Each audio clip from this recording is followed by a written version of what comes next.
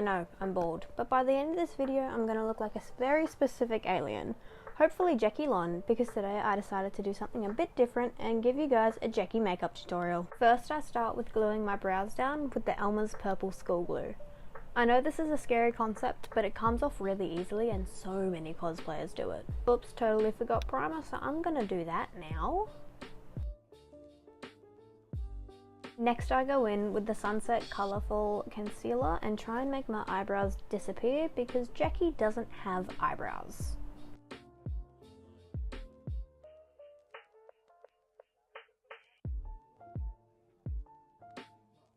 Now that my eyebrows are white, it's time to make the rest of me match. I'm using the Sunset Colourful Foundation, which I prefer to body paint because it stays on a lot better and is more comfortable to wear all day at a con. I just put a bit all over my face, then grab my beauty blender and try and blend it and make it as even as possible.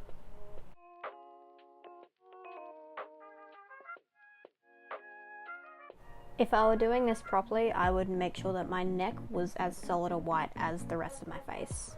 Then I bake all of that to my face with the Sunset Colourful Setting Powder to make sure that it stays all day long.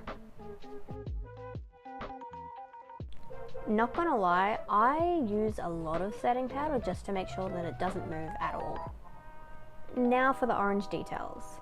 I mix the two orangey red shades on the Revolution Wild Nights palette and try to get the colour as close to Jecki's. I use the redder shade as a base and layer the lighter orange on top.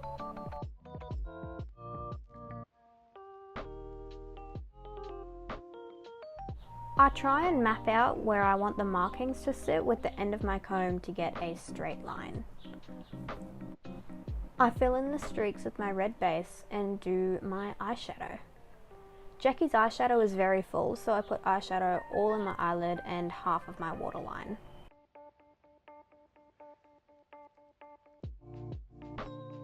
I then attempt to mirror that on the other side.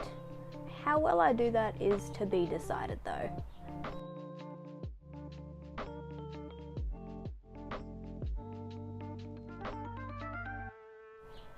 Jecki also has orange around her whole head, so I use the lighter orange to do that.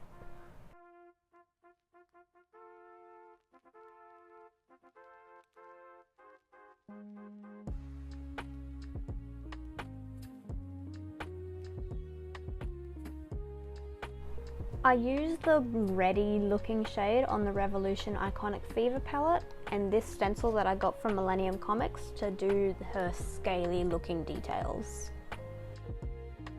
These go over the streaks on the side of her face and all around her head.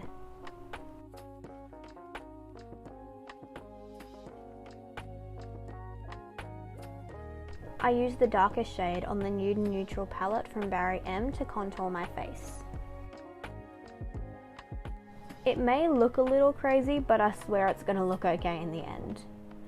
I usually contour quite heavily, which can be scary, but I found that going overboard, specifically for cosplay, will help rather than hinder.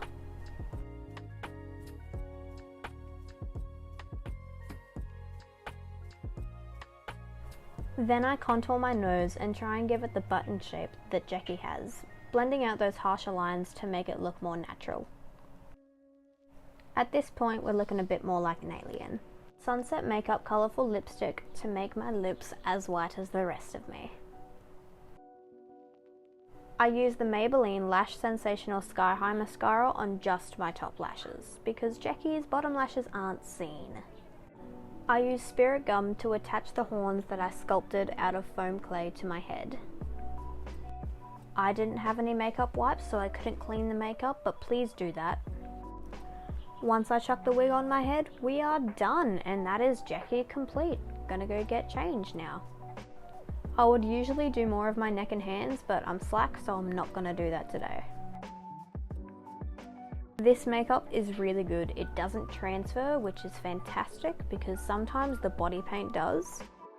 This is one of my favourite cosplayers, and I can't wait to wear it to Star Wars Celebration. Hope you guys enjoyed my yapping and maybe helps with your own Jecki cosplay. May the force be with you all.